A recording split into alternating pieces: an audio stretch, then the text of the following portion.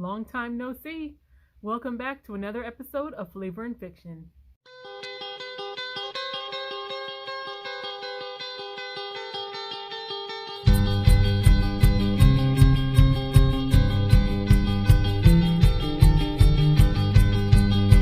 So first and foremost, how are you all doing?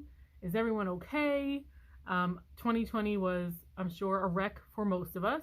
I did not complete my reading list and I do not feel bad about it. I got a little sick last March and I was quarantined for a bit. Completely 100% better now. Everything's fine, thankfully. But I hope you're all doing well, mentally, physically, emotionally, everything. It was just a lot to handle. So I did not, I didn't complete my 2020 list. That's fine. But I had left off on a trilogy, and I had read the first book of that trilogy, so I wanted to finish it out before officially starting my 2021 challenge. And the trilogy I chose was Chinua Achebe's African trilogy, and everyone pretty much knows the first book of that trilogy, which is Things Fall Apart, and that book has been on my reading list forever. Most people read it in high school, but I didn't, and so I wanted to start there. I have to tell you, I really enjoyed these books. Oh, and by the way, I don't have I'm here at my parents' house visiting for a while, and I don't have my mic with me, so if you can't hear me, I'm sorry. I'm trying to speak a little bit louder and enunciate, so but the volume will be better on the next video. Okay, so these three books all together, it was over 500 pages. It was kind of a dense read. There was a lot to unpack. And I don't want this first video. This is my first time back after several months. I don't want this to be some 20-minute long video. We're not doing that. So I'm going to give some short summaries, and then we're going to show you the recipe that I just did today for that matches this book. So I didn't want to do 3 different recipes. It just seemed like too much. But there was one food that was mentioned several times throughout all 3 of these books, and that was yams.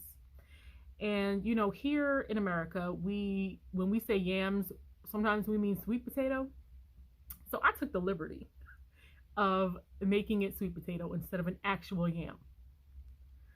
So whatever, I'm cheating. I don't care.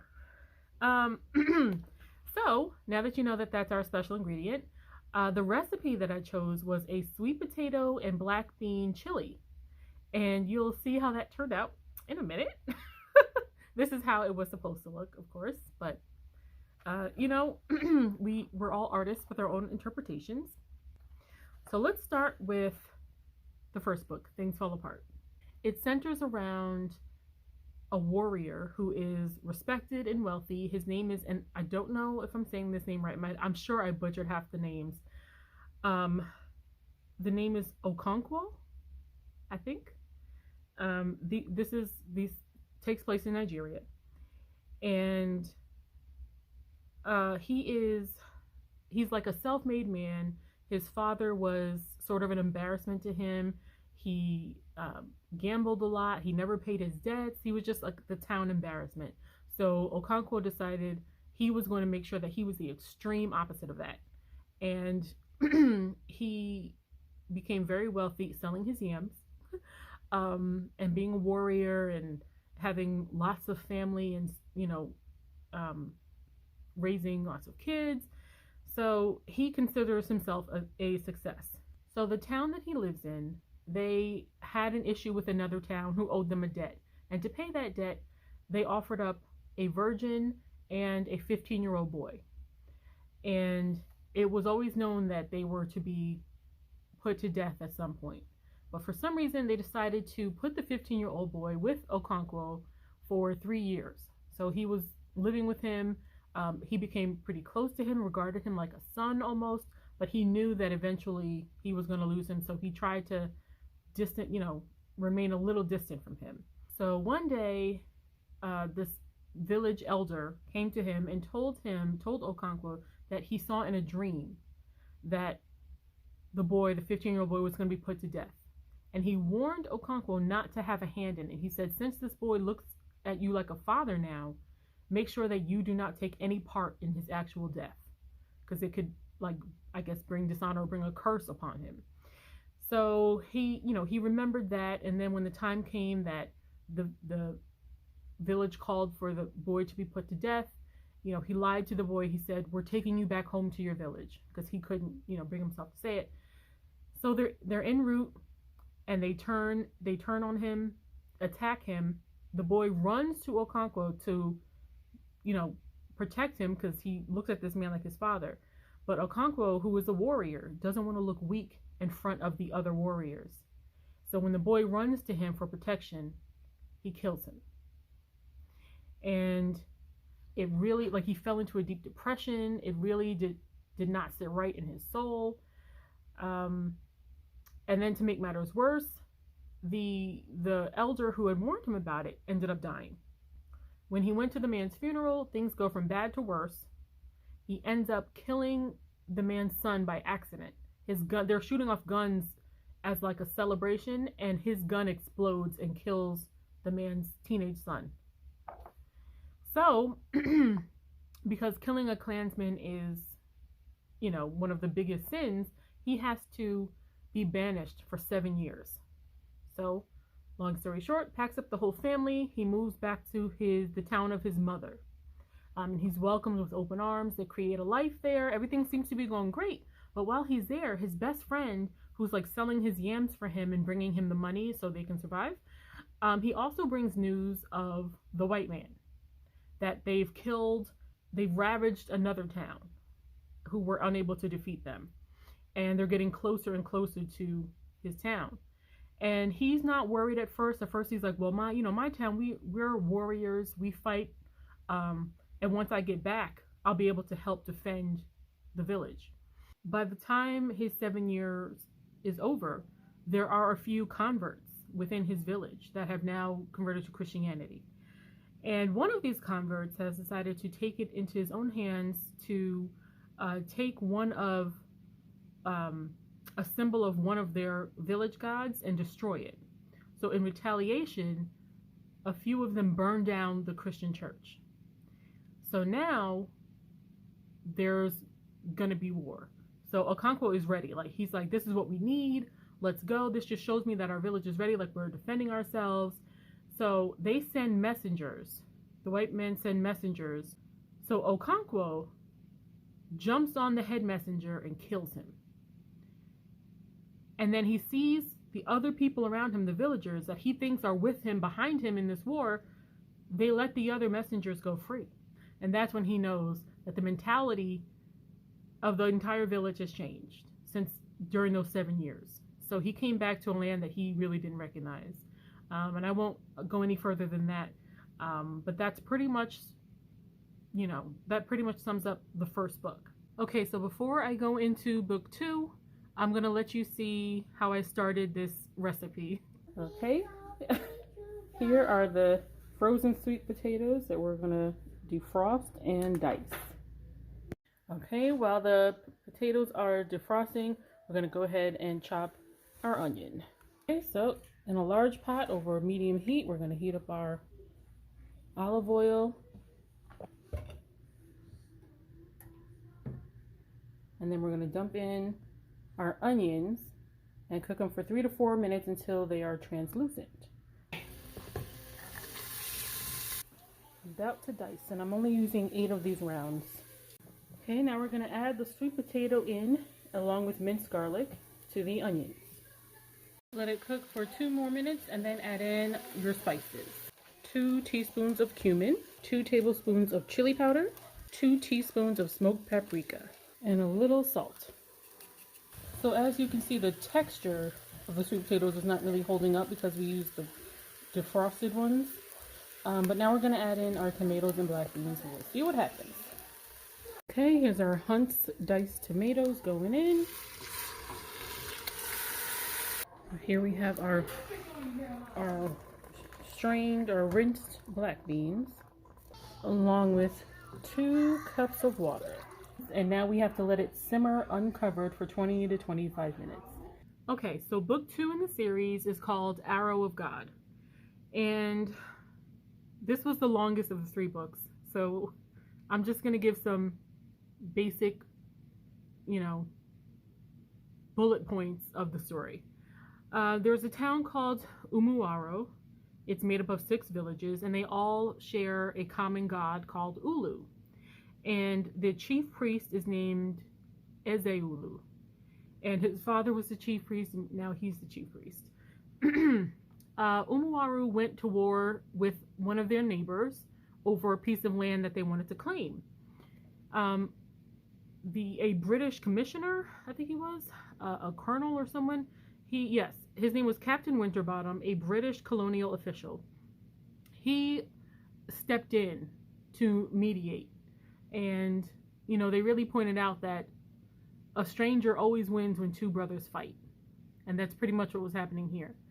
So when he came in to settle the fight, he asked Ezeulu, he was asking different people for like their testimonies, and Ezeulu told the truth, which was very rare. He told the truth, and that because of that truth, the property went to the other side. It went to their neighbors. So people in his own town were really mad at him for siding against them. So that's number 1. So 5 years later, things seem to be returning to normal. The missionaries are still there, but they're kind of on the outskirts. They're trying to live peacefully, or appear to live civilly, next to the natives, as they say. So Ezeulu wants to know what's going on at the church and with Christianity. So he sends one of his own sons to be sort of like a spy, like his eyes and ears, to let him know what's happening with the church. What he didn't intend to happen was for his own son to become a true convert. So it's about this time that the British colonials decided they wanted to use leaders of these native villages to help bring everyone together, basically to help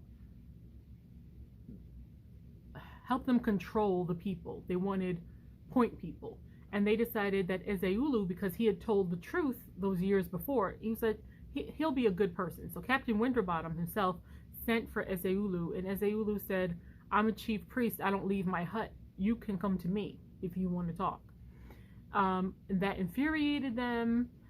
They went to go grab him, but he had already changed his mind. And so the policemen who were on the road to get him passed him in the street. So they have orders to lock him up and keep him locked up. But when he gets there, Captain Winterbottom falls ill, and the natives there think, oh my, like, it must be Ezeulu, like his powers as a priest. He must have put a curse on him for coming after him. So they don't lock him up. They put him in like a guest house, and they're like, oh, he's sick. They make it nice. They don't let it be known like you're actually our prisoner, even though he is. So he doesn't know the true state of where he is. He doesn't know that he's a prisoner. He thinks he's a guest. On his first night as a prisoner, he has a dream. He has a vision of the town coming after him.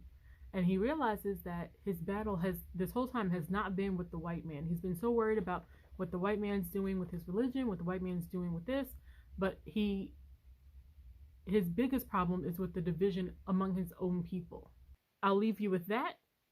And now we're going to go see more about this chili. I was going to garnish it with avocado, but this avocado, I guess I picked a bad one because it's all dried out and ugh. So as you can see, the majority of the sweet potatoes have disintegrated into the chili. Okay, so before my family taste tests this chili, let's talk about the 3rd book in the series, No Longer at Ease. It is about Obi Okonkwo, who is actually the grandson of Okonkwo from the 1st book. He's about 26 years old. He studied in England for 4 years. A council in his town raised money to send him to England. They wanted to invest in some young people to have them learn in England and to bring that knowledge back to build in Nigeria. And so as the book opens, he's on his way back to Nigeria. with some friends. He met a woman named Clara on the boat back and became really attached to her. While he was in England, he first decided to change his major from law. He got really into poetry and he got really nostalgic for Nigeria and started writing poems about Nigeria. So he was already off course from what they wanted him to be. And now he's on his way back with his friend and the woman that he met. Okay, so now that he's back in Nigeria, he's looking for a job. He ends up getting a position with the scholarship board of the civil service, and he is introduced to the idea of bribery. And someone is trying to, let him know that's the way things work here. So just so you know, and he wholeheartedly rejected it. He decided, I'm not going to be that way. I've been educated in England. I know how things are supposed to go, and I am above all that. So then things start to take a turn. His girlfriend Clara tells him that she can't marry him because she's what is called an osu, which is an outcast. He decides that that's not important to him, and that he is not so deep into Nigerian custom that matters to him. But his friends and people around him start to, they start to show that they're a little worried for him. His friend even calls his parents. He tells the board that gave him the scholarship to go to England that he owes money to. He's like, just so you know, please try to talk this man out of this. He gets really upset at that friend. He doesn't want anything to do with him. The board tells him that he can have 4 months to start paying back the loan, but he was so angry at them that he was like, no, I'll get you your money back as soon as possible. So he's putting himself, in a position where he needs money fast. So then he's called home, and his mother is very sick. And now that she knows about Clara, she tells him, listen, if you insist on marrying this girl, wait till I'm dead. Because your children will be outcasts, all of your generations will be outcasts, and I don't want to see that. I don't want to be here for that. So he's put between a rock and a hard place. So that is the beginning of his downfall. That triggers a series of events that put him in positions where he needs money fast. He needs money for some big life events that, I won't ruin for you. But it's at this point that he has to take his first bribe. He can't survive without it, he's finding. And he has a huge amount of guilt, but there's nothing he can do about it. He ends up being able to pay off all his debts, but at what cost? You'll have to read to see. So that's the third book. And I mean, altogether, like I said, the running theme is just the effect that colonialism has had on tradition and culture in Nigeria. And it really, after each book, you have to kind of sit and let it soak in. It was definitely a deep read for my first choice for 2021, but I don't regret it at all. So as I let you see the taste test now, I'll leave you with this. Thank you for joining me for another episode of Flavor and Fiction. Sorry to be away for so long. I hope to be able to be more consistent with this and get back into reading now that the dust of 2020 has settled a little bit. I think I can manage that. So thank you and see you next time. My dad's going to try his first. I'm not putting my family on the camera today because everyone's in their PJs and not camera ready.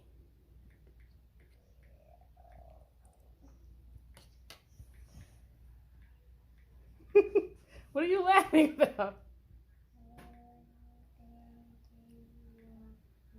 Uh-oh, what's that face? You don't like it? Takes some getting used to. That's what you want to hear. Try it with the sour cream. You might like it. I did. It might be better if it had the avocado. A cracker? Mom? Yeah. It tastes all right. I like the beans. I probably wouldn't like it without the sour cream. The sweet potatoes aren't so bad. That's a ringing endorsement. It's a matter of getting used to the, Everyone has to get used to it. yeah. All right, here goes All my right. sister. I like the flavor of it, but for a chili, I need a little more texture. I think I would need more beans, but I love the flavor of the sweet potato in there. Okay. Vivian, There are lots of beans. I should have. I do think the avocado would have been a good. Here, sweetie, take a bite. My 2-year-old niece is about to try. And I'll see if I can describe her face. Confusion. Is it good? Surprise. Would you like more? Oh, yay! At least I have one fan in this family. So everyone seems to be enjoying it with the chips. It's delicious with the chips. Yeah. Very good as a dip. It's made a pretty good. It's Yes. made a pretty good dip. Yes, it does make a really good dip.